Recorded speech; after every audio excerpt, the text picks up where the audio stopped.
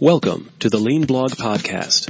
Visit our website at www.leanblog.org. Now, here's your host, Mark Graban. Hi, it's Mark Graban. Welcome to the podcast. It is episode 515 for September 18th, 2024. I'm excited to welcome back Jim Morgan. He's a senior advisor at the Lean Enterprise Institute, a former COO at Rivian. He joined us about 14 years ago, and he's back. We're going to be talking about what he's done since Ford, his work at Rivian, and we're going to hear some valuable lessons that he's learned along the way, especially about how to integrate lean principles into product and process development.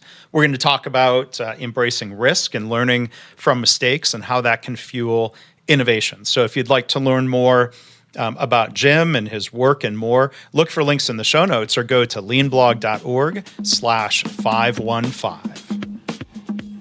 Hi, welcome to Lean Blog Interviews. I'm your host, Mark Graban. Our guest today is Jim Morgan. He is a returning guest. It's been a while. He was here in episode 109, 14-ish years ago in 2011, but it's great to reconnect here. Jim is a senior advisor at the Lean Enterprise Institute. He's a board member at Adrian Steel. He's also been the chief operating officer at Rivian, a pretty high-profile electric vehicle manufacturer. I see their pickup trucks and SUVs out on the road even more often as time goes on. Before that, Jim spent a little over 10 years at Ford Motor Company. He began by leading the development of the global product development system. And before I tell you more, Jim, welcome back to the show. How are you doing? I'm doing great, Mark, and thanks for inviting me. Been looking forward to this conversation. It's been too long since we've had a chance to catch up. Yeah, I'm glad we can do that. I encourage people, if they want to go to leanblog.org/109. I believe that conversation was a pretty deep dive into the idea of a product development system and how that's different than a production system. So I invite people to check that out. Jim served the last 9 years at Ford as Director of Global Body and SBU Engineering and Tooling Operations. I'll do an acronym check. I feel like I know auto industry acronyms. What's SBU? Stamping Business Unit. Business. It's really the stamping side of the business. All right. Jim and his team contributed to I think fairly described as a historic product-led revitalization under then CEO Alan Mulally. Before Ford, Jim served as Vice President of Operations at Troy Design and Manufacturing, a Tier 1 global automotive supplier. Jim has a PhD in engineering from the University of Michigan, where his original research into product development won 2 Shingo Prizes for research excellence. And he also co-authored with Professor Jeff Leiker, who's been a guest on this podcast many times, also from the University of Michigan, the award-winning books, The Toyota Product Development System in 2006 and Designing the Future 2018. And I'll encourage people who are interested in all of those topics, look in the show notes. We'll talk about this later. Please subscribe to the Lean Enterprise Institute LEI Design Brief newsletter that Jim and others contribute to. So Jim, there's a lot to catch up on. You've done a lot of interesting things since we last spoke. Since that time, if I have a standard question, I like to ask people their lean origin story. I'm pretty certain I didn't ask you that. When, where, how, why did you get introduced to lean? Yeah, that's a great question. It's been a long time too. Yeah. So I think my first exposure, like many people, was reading the book, The Machine That Changed the World. Mm-hmm. And shortly after that, I decided to go back to graduate school. I had been in industry for a while, decided to go back to graduate school, and I ran smack into Jeff Leiker, John Shook, Mike Rother, Jim Womack, and all these other sort of lean crazies at the time. This would be the, mid to late 90s. Yeah. And I was interested in doing some research on the Toyota product development system, the Toyota production system.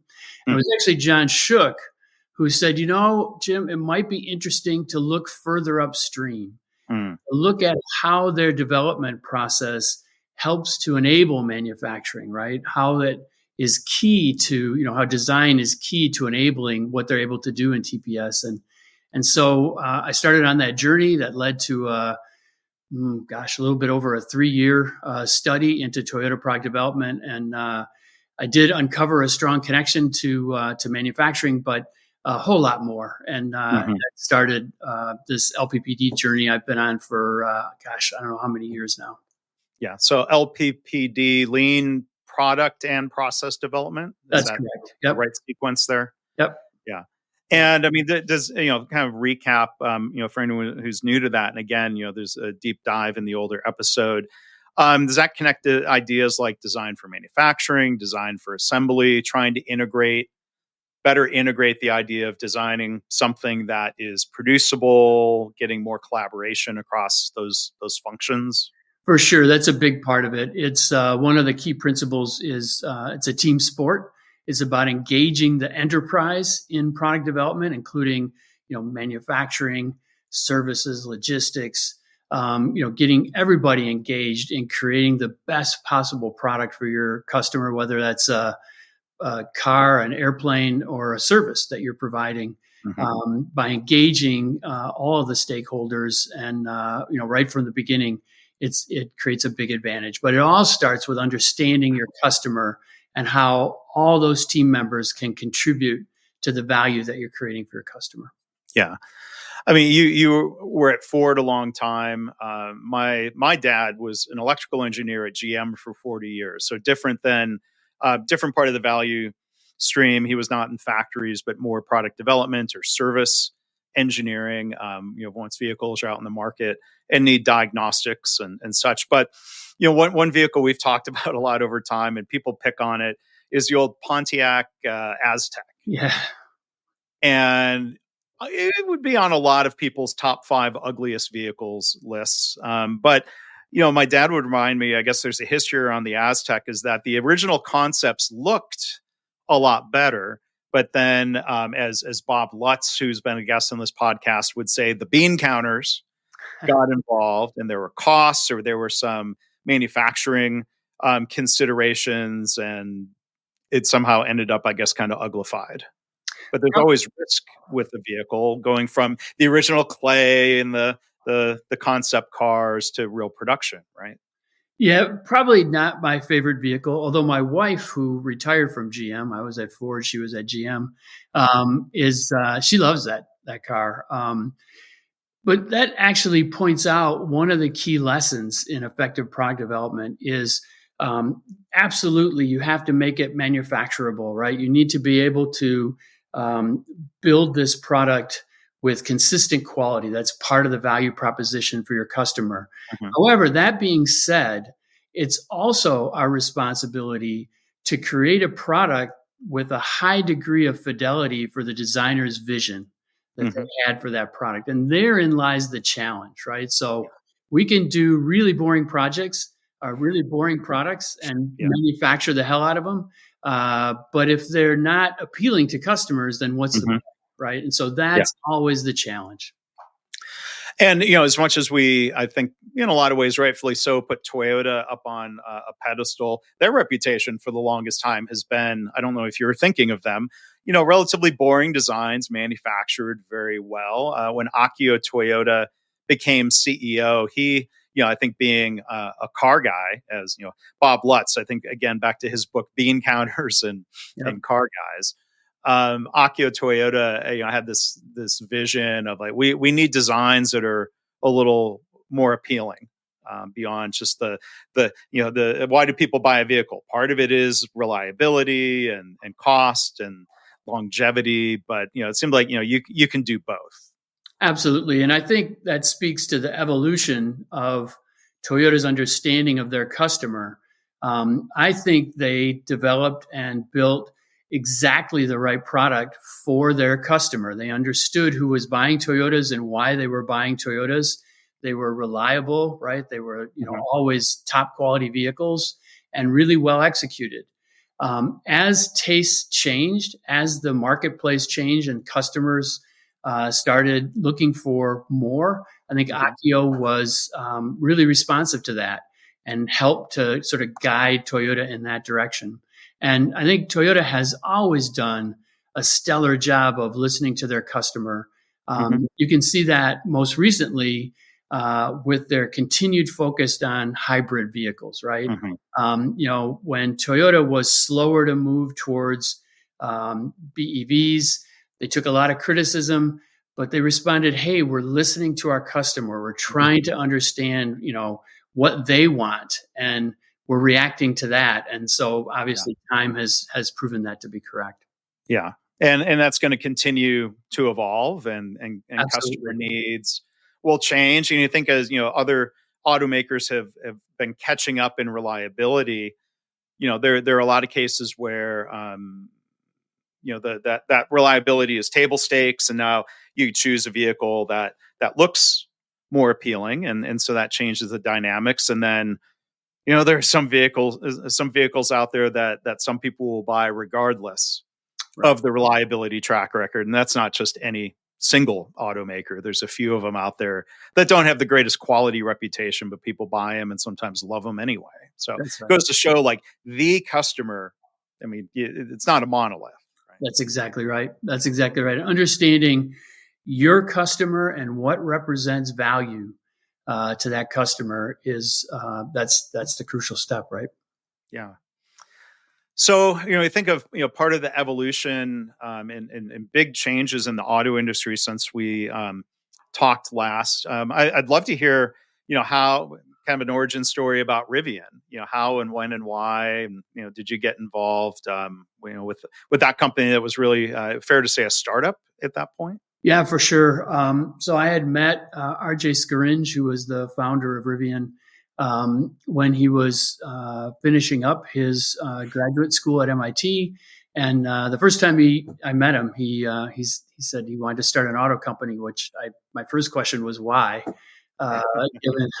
given all the challenges and the relatively low return on investment. But he stuck with that, and I stayed in touch with him a little bit on and off over the years, and they developed some interesting concepts. And shortly after I left Ford, he reached out and invited me over to take a look at what was going on, and asked me if I'd be willing to sort of help them through their sort of next step in evolution, as they went from concepts to developing vehicles that could actually be manufactured. So we had the R1s, the R1T and the R1S, which you already mentioned.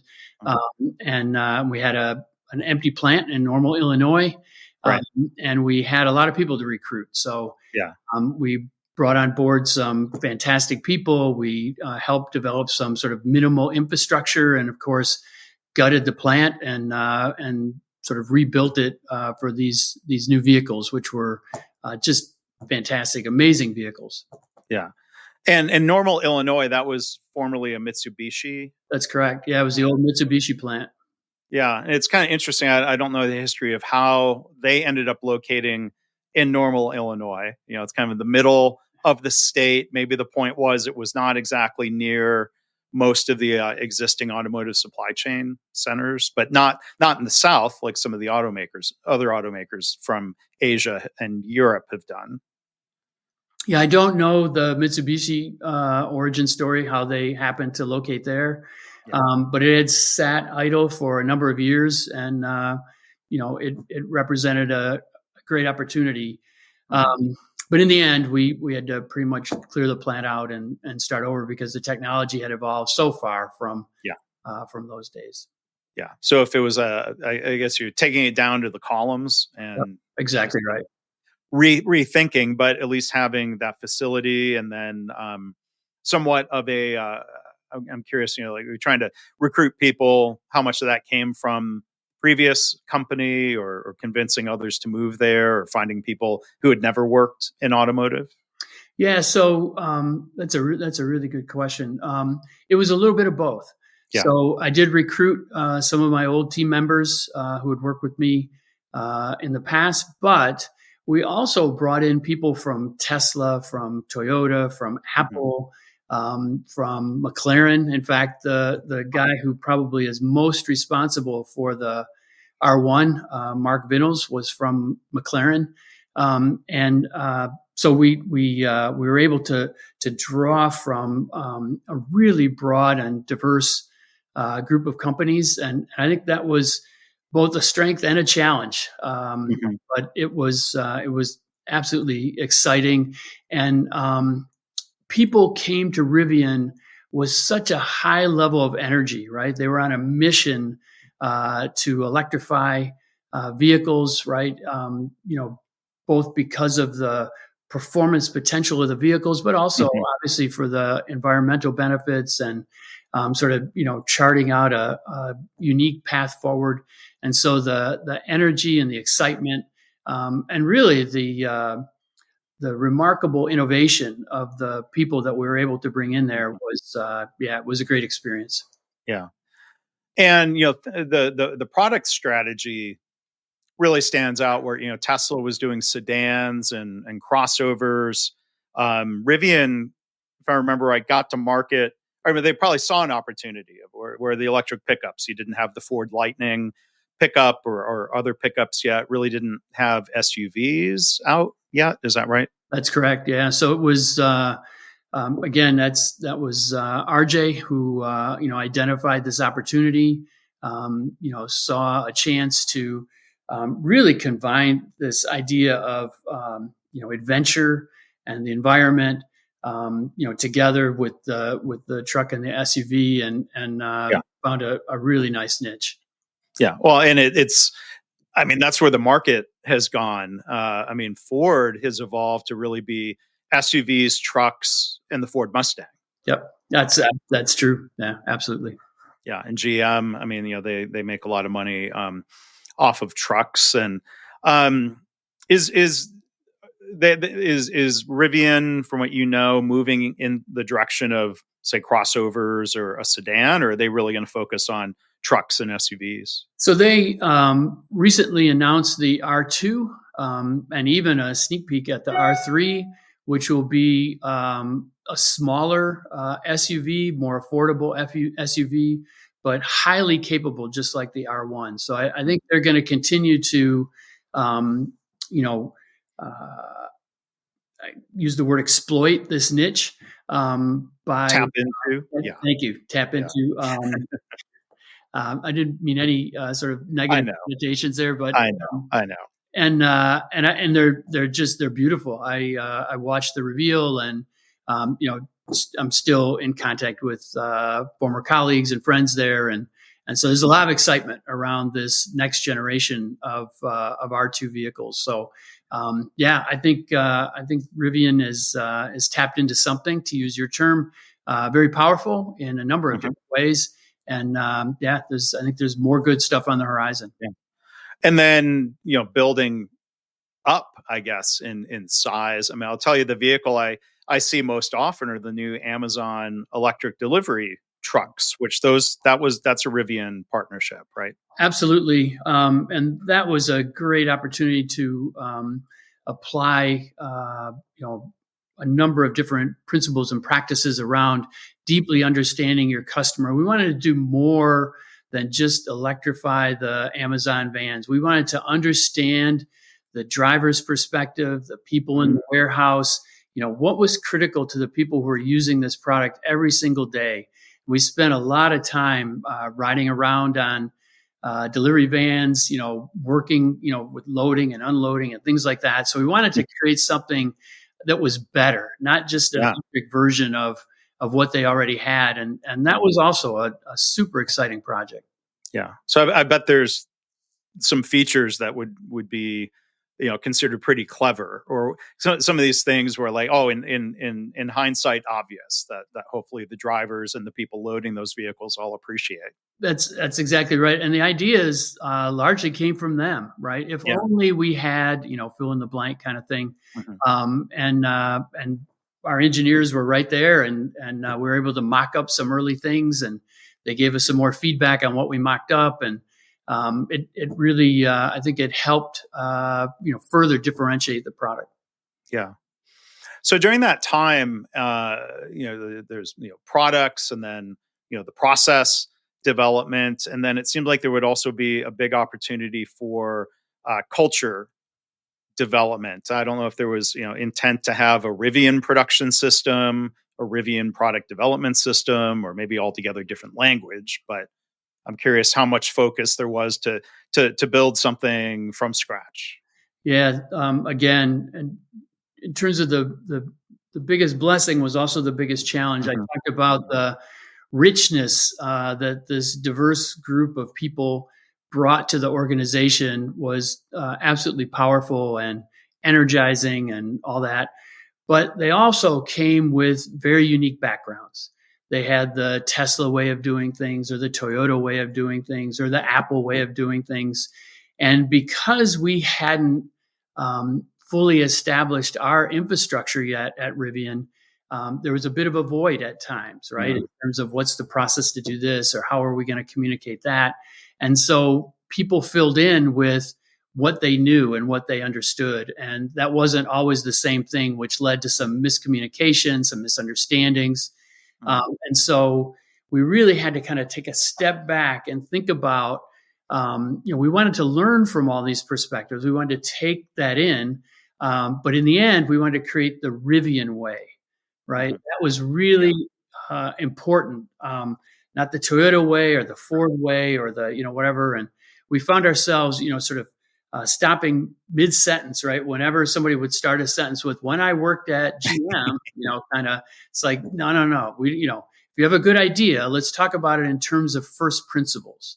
Let's talk about specific ways of doing things. Let's talk about the why behind that and the first principle level, right? And now we can start to build out the Rivian way of doing things. And again, it was both really exciting and super challenging at the same time, because we were, as they say, to use a cliche, we were building the airplane while we were flying it, right? Right. And then, I think of core elements of, a lean culture, to use that terminology. I think of things including continuous improvement, engaging and respecting everybody. In that topic near and dear to my heart, I'm not going to turn this into an episode of my favorite mistake in that podcast, but I think learning from mistakes, preventing mistakes, learning from those that happen. I'm throwing kind of all that into a bucket. How much were principles like that front of mind? Yeah, absolutely, Mark. And I think that's a great insight that I know you've shared, is that ability to learn from failure, the making it okay, sort of expecting to have issues, right? Because this is tough. This is hard what we're trying to do, right? We're building an auto company. We're building these exceptional products. We're trying to staff up. This is hard. And one of the key differences, I think, at Rivian compared to other places I've worked and other companies I've worked with, is their risk tolerance. RJ was great about that, right? We really embraced risk, which allowed us to experiment. It allowed us to really take a chance, do an experiment. Sometimes they didn't work, but as long as we learned from them and kept going forward, that was the important part. And so I think it became a sort of, rather than a risk averse, a risk embracing kind of culture. And that was, it was freeing. It was, it was sort of, it let us take in a lot of different ideas and try some different things. And sometimes they worked, sometimes they didn't. Yeah. And I forget if we talked about this before, but from your time at Ford, and famous Alan Mulally story is coming in and seeing that the status on everything was green, and I think the question was something like, well, if all of these are green, why is the company in the red? And kind of admitting the real reality, and being less punitive and more helpful. I mean, Did Rivian have more of a culture of saying, look, if it's yellow or if it's red, we're going to maybe not like it, but accept that's the reality and move forward from there? How would you compare? Yeah, absolutely. What I say all the time is, it's okay to be red. It's not okay to stay red. Yeah. Again, something that I learned from Mulally and his business plan review. It's all right. We're going to have a problem. That's why we're working together on this. And we're going to solve that problem. We're going to move forward. So it's not okay to not raise problems. And it's also not okay to just let them fester. We want to surface them, and then we want to work to close them out, and creating a culture that would help enable that, would support people in that work, was critical during the Mulally years at Ford, which that was changing a culture. And it also fed into what we wanted to build to begin with at Rivian. And that was RJ's vision as well. Yeah. And what you said there about, it's okay to be red. What's not okay is staying red. Makes me think of ideas around mistakes of, again, like okay might be a loaded, phrase in some situations, but I'll say it anyway. It's okay to make mistakes. What's not okay is repeating them. Right. And Akio Toyoda has said very similar things, that he wants it to be, or it is in the DNA of Toyota, that mistakes aren't repeated. I mean, and I think when you're doing new things, like there's a difference to me, like thinking about healthcare for just a wildly different parallel. There are relatively routine, repeatable procedures where you'd like to think mistakes are prevented, mistake proofing, checklists, communication.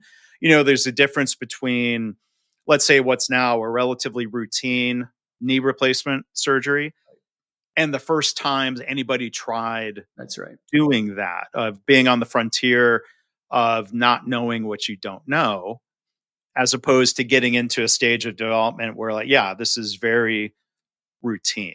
There's it's just very different scenarios. Yeah, absolutely. And in fact, I would say at launch, which I know a bit about the auto industry, which is one of the most challenging times, is when you're actually launching a new vehicle. And I would always say we're here to solve problems.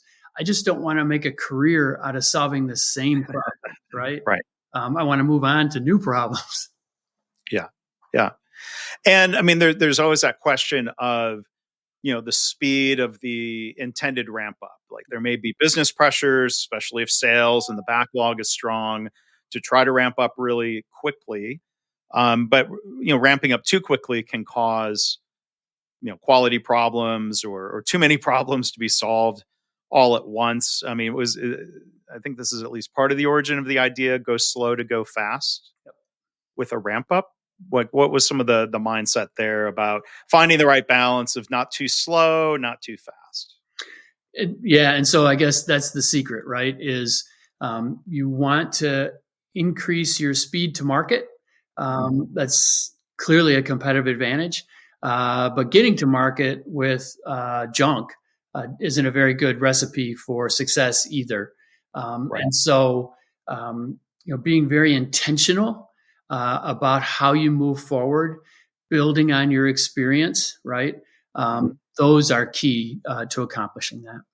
Yeah.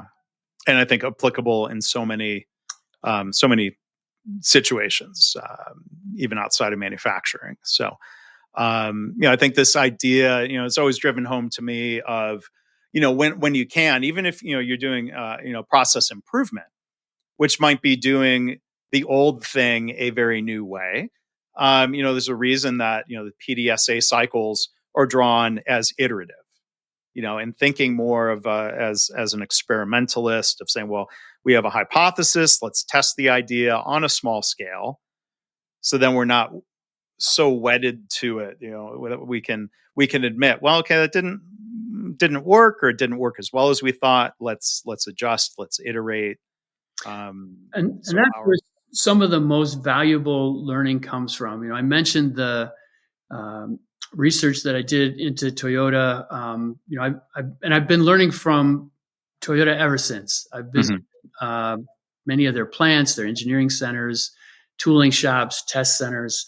And I always come away with really valuable learning. They're an amazing company. But I think the most important lessons I've learned is applying those ideas and adapting those ideas to new environments, doing the experiment, as you suggested, having things not always work out like they should, and learning from that and doing it again, right? And Right. During my time at Ford, that became so prevalent. We even, we developed a bit of, I guess, dark humor about it. We'd say, well, there's another great idea that wasn't worth the shit, kind of. But that was all part of normalizing it, right?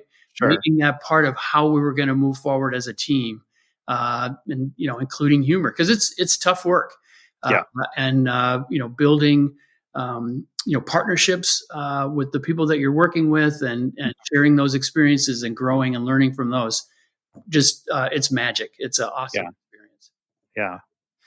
So let's talk about some of the things that you've been involved in to help share ideas, help organizations collaborate and share and learn from each other.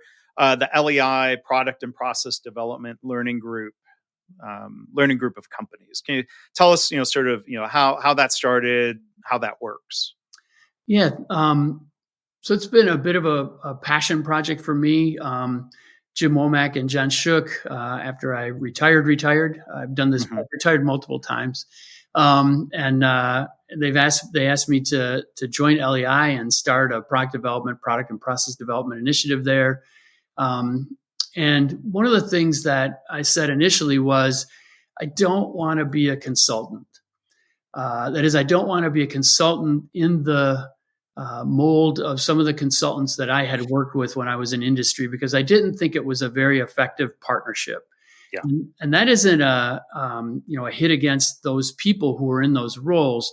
It was more the model that wasn't working for me. And so I wanted to develop a new model for how we could work with companies and how we could help them. I didn't want to converge with an army of people, find everything wrong, and sort of leave them with a white binder and say good luck. Right. I wanted to really engage as partners with them. And to their credit, Jim and John both said, "Hey, do whatever you want." Right? If you have a different way of thinking about this, let's try it.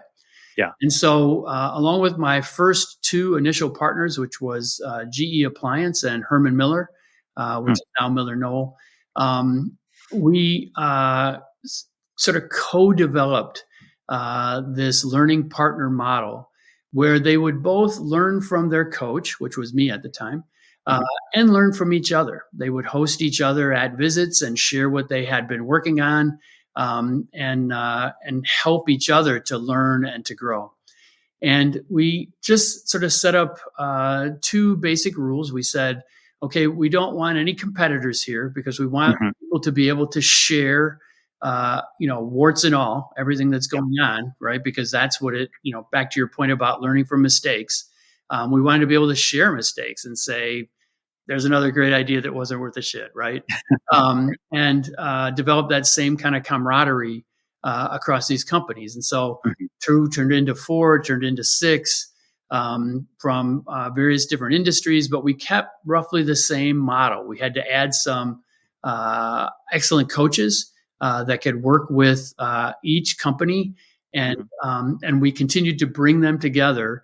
Each company would host a meeting. We'd do it a couple times a year, and everybody would share what they'd been working on, and we would tour the companies, and so it was sort of just this learning group of companies where we were thought partners with the companies, as opposed to directing them on exactly what they should be doing.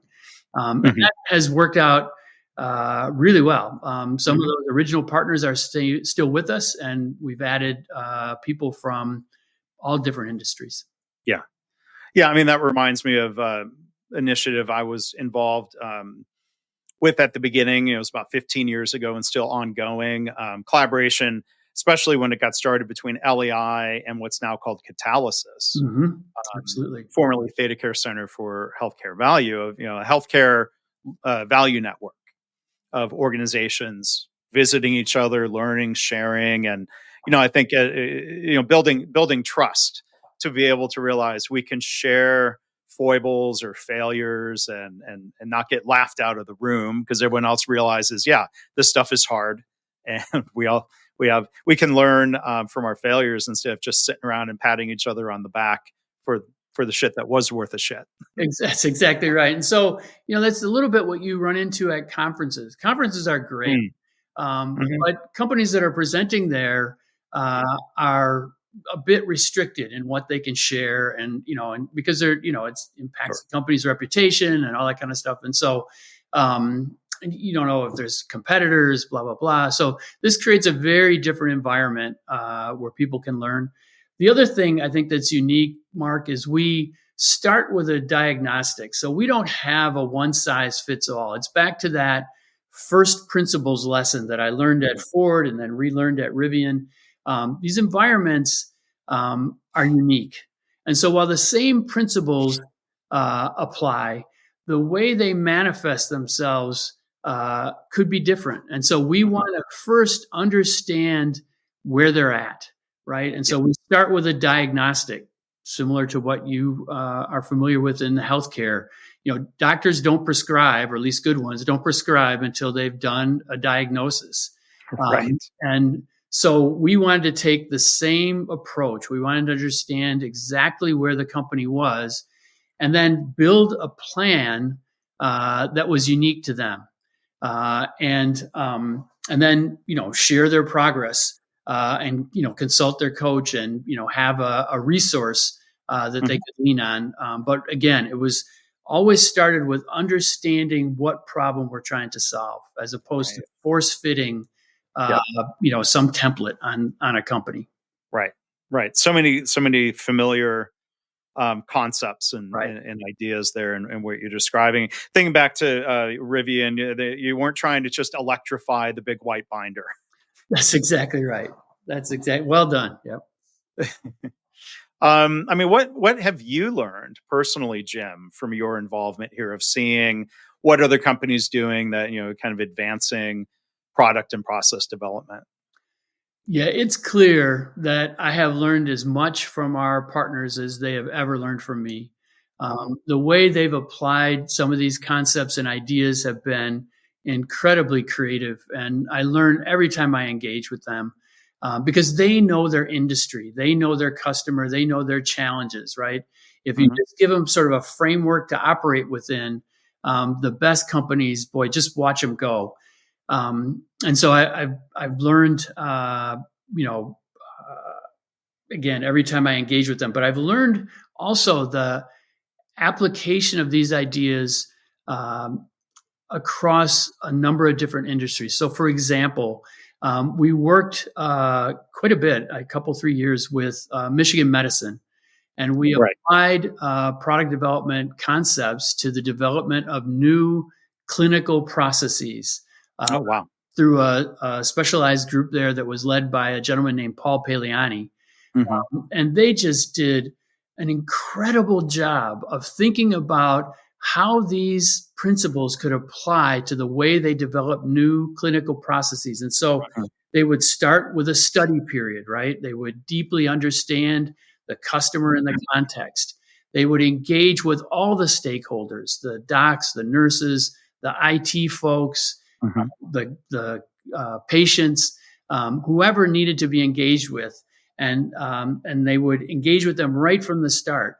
And then as they matured their ideas around the processes, they would actually set up design reviews, just like you do in product development, and they would, sort of examine it in great detail to understand the potential failure modes and things like that. Then they would pilot it. They would experiment with it and learn from those experiments. They would actually orchestrate their launch of the process. So everybody would be engaged with launching the new process. It was fantastic to watch them. Yeah. Well, I mean, that sort of intentional ramp up, I'm sure would be so much more effective than throwing everyone into the building and say, you got all the rooms and the equipment and the space and good luck, figure it out. That's exactly right. And then they did ongoing, as part of that ramp up, they did ongoing check-ins with the people who took ownership of that process then. And they've done just some fantastic things there, and they continue to. Yeah. And Michigan Medicine, for those who don't know, that's the University of Michigan. That's right. There in Ann Arbor. Because, there's, I've seen varying degrees of, let's say, the word integrated gets thrown around. We've got this new integrated cancer center, and I'm not speaking about Michigan Medicine or anybody in particular, but there's quote unquote integrated, meaning, okay, we've got everyone in the same building. And then there's maybe a different level of integrated. So I can think of like one example, even though it was in the same building, patients coming in for their oncologist and then chemotherapy treatment. And like, there were literally like separate lines to stand in and register. And like, if this is an integrated cancer center, it seems like you shouldn't have to register and announce your appearance multiple times, as opposed to, there was a great example in Minnesota, Park Nicollet Hospital, where, it seemed much more integrated from a design intent. They had a design intent that became a marketing message of where care comes to you. And yes, it was all now in the same building, but I think everything other than radiation treatment or something that required very big, expensive equipment, like all of the different functions and practitioners came to the patient. And like there's a different level of process design to make that happen. It seems like that would be a much better experience. Absolutely. And I am a cancer survivor. I was treated for my cancer at Michigan Medicine by just a phenomenal team of professionals. And I will be obviously forever grateful to the team for what they did for me. However, that being said, I found big gaps in communication across the various treatment regimens, whether it was radiation or surgery or whatever it happened to be. And it can be a bit overwhelming for the patient that's going through that, who's also having to deal with their diagnosis and sort of whatever physical manifestations there are from that. It can be a real problem. And that experience motivated me to join a patient advisory board at Michigan Medicine, and that's when I got engaged with them and did what I could to give back and to contribute to help improve the experiences of patients going forward. And that was a bit the genesis of this engagement with Michigan Medicine and some of the work that we were able to help them do there.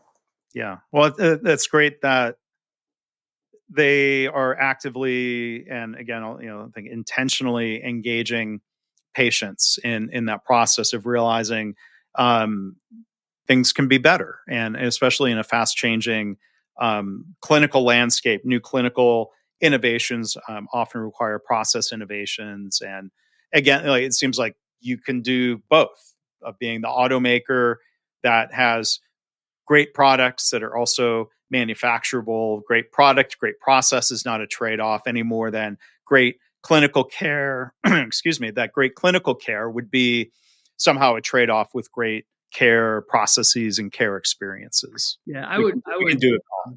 I agree. I think you not only can, you have to do them all. Right. You have to do them both, and that needs to be our goal. So I wish we had done an episode together after your book "Designing the Future" came out. That was probably that was probably my fault. I probably should have reached out. Give us kind of a quick summary of that book again, Jeff Leiker, your partner on that, for kind of who's the target audience for that book. Yeah, thanks for bringing it up. So it was, Jeff and I had written the Toyota product development system back in, I don't know if that came out in 2006 or something like that. And where we explained the fundamental differences in the product development systems between Toyota and some of their competitors. Yeah. The reason we decided to write Designing the Future was twofold. One was actually captured in the title, and that's the fact that we wanted to make organizations aware that when they did product development, they were literally designing their future, right? They were determining, much of the success they were going to have going forward, because they were creating the key processes, the products. They were, how they were going to work with their customers going forward. And the second reason that we decided to write it is we wanted to share that these ideas, these principles and practices had been embraced by a broad range of industries, everything from aerospace to other automakers to Michigan medicine to, subsea oil and gas exploration. I mean, and they were successful. And so we wanted to write about those success stories, and share with people some ideas that might get them started on that path. Yeah.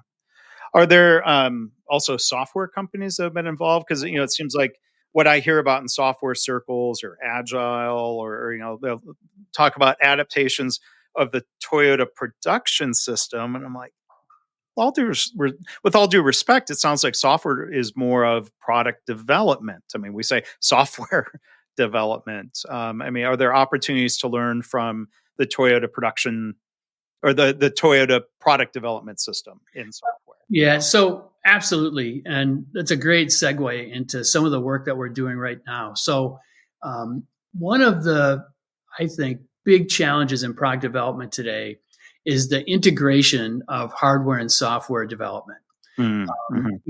Increasingly, software is responsible for the overall customer experience, and you have to get that right. If you think about vehicles when I started in this business compared to vehicles now, especially at a company like Rivian, where everything is driven from software, right? Even simple electromechanical devices like opening the frunk or the lift gate, it all comes from software. And so we need to get much better at integrating how they're developed. However, there's a lot of challenges with that, right? The clock speed to begin with doesn't necessarily match, testing requirements, on and on and on. And so, and by clock speed, you mean like the rate at which, let's say, mechanical design evolves versus that's exactly right. The speed of software. Right. And so we've actually begun working through the design brief, and it'll be, we've already had some. We're going to have a whole bunch more. We've been working with some Agile experts, literally some people that were the original signers of the Agile Manifesto. We've worked with one of the original guys from Extreme Programming, and we've started to engage with them because they've also seen these shortcomings. So we're starting to talk about how do these practices of Agile and Lean are not so far apart. They really aren't. And if you can sort of get away from a sort of, dogmatic kind of approach to these disciplines and start to think first principles again, you can bring these things together. And we've started those conversations and already gained some incredible insights, like from guys like Pierre Massai, who was the CIO for Toyota in Europe, is part of that group. Brice Bernard, who was a co-founder of Theodo, which is a software company. He's been a guest on the podcast here with Catherine Chabaron. They were on an episode together. Also, one of our contributors, Robert Martin, who was one of the original signatories, who's been on a kind of crusade to improve software craftsmanship and help this integration. So this is sort of what we're up to our eyeballs in right now, is trying to bring these approaches together so that we can have better integrated products, right? Better value for our customers. And I'll put a link in the show notes. People can go to the LEI website, lean.org, to sign up for that design brief. I'm on the broader LEI email list, and there are mentions and links to design brief articles in there. But I'll encourage people go and check that out. One other thing I wanted to touch on, maybe before we wrap up, is what it's like being on a board. So Adrian Steele, I'm going to guess, Adrian, Michigan? It is, yep. Okay. So I know of Adrian growing up in Michigan. And I'd be curious to hear a little bit about Adrian Steele. How was it you got to be on the board, and what that means in terms of bringing your experiences, or kind of what it means to be a board member as opposed to a operating executive? Very different experience, and another huge learning opportunity for me. Once again, I am learning more than I could possibly teach them. I was invited to join by one of the founding family members, and I joined John Shook on the board. Adrian does conversions of vans and pickup trucks into work vehicles. They do large scale conversions, like let's say for Consumers Power or Edison, or these large fleet vans. They also do some individual stuff, but their sort of claim to fame are the large fleets. It's a nationwide company, and just really has a fantastic culture. It's such a great place to be engaged with. Again, these family values from a relatively small town in Adrian, and now they've kind of grown up to be a very large and very successful company. And I'm still in my sort of rookie stages of figuring out how to influence the company from a really unique position, right? So you can be sort of, in the work, or, leading the work from the inside. You can be an advisor, and now sort of a completely different role, as a board member. But they have embraced lean thinking for many years. So it's a very natural fit for me. They're evolving into a more engineering-driven, innovation-driven company than they had been in the past. So obviously, again, good fit with my experience. And there's just a fantastic team to work with out there. So it's, I'm really enjoying it. Well, good. And John Shook was on, or is he still on the board at Rivian, or he was? He was on the board at Rivian, and I think he got off the board, I don't know, a couple, 3 years ago, something like that. Okay. But I'm sure you can get coaching from John about being a board member and what he's learned. And absolutely. Yeah, I've learned from John since my first days at Michigan in the engineering school. He was actually just leaving Toyota and transitioning to a new life outside of Toyota. When I ran into him, he was, I think, a lecturer or something. And that was the first time. And I've learned from John ever since. Yeah. Well, Jim, this has been great. I'm curious what's next for you. What are we going to talk about in a future episode? Less than 14 years from now. That's a big oversight on my part, not having you back sooner. And mine as well, Mark. I've also watched how you've progressed over the years, and been really impressed with all the things that you've accomplished. And I hope that we don't go nearly so long in catching up again. So a couple of things. We're going to continue to strengthen this collaboration with the Agile community. We're going to continue to grow this combined community through the design brief. So far, so good. We're trying to bring new voices in, like Fabrice, like Catherine, you mentioned, and a number of different people who have contributed and will continue to contribute. I think also we are in sort of the beginning stages of building a collaboration with Ben Armstrong, who's the executive director at MIT's Center for Manufacturing Performance.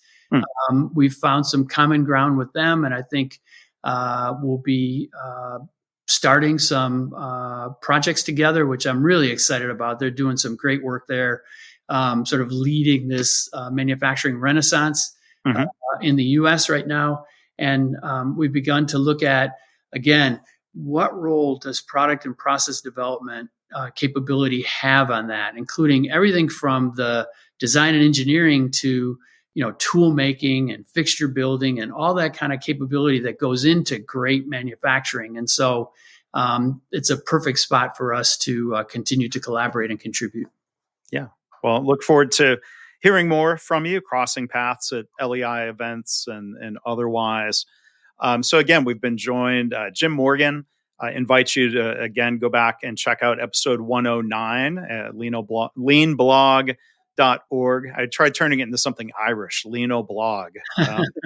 leanblog.org/109. And again, check out the show notes for links to Jim's books and everything he is working on. So again, thank you. Great seeing you, Jim. Thanks for sharing what you've been up to and what you're learning.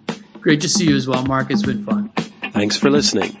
This has been the Lean Blog Podcast. For Lean news and commentary updated daily, visit www.leanblog.org. If you have any questions or comments about this podcast, email Mark at leanpodcast@gmail.com.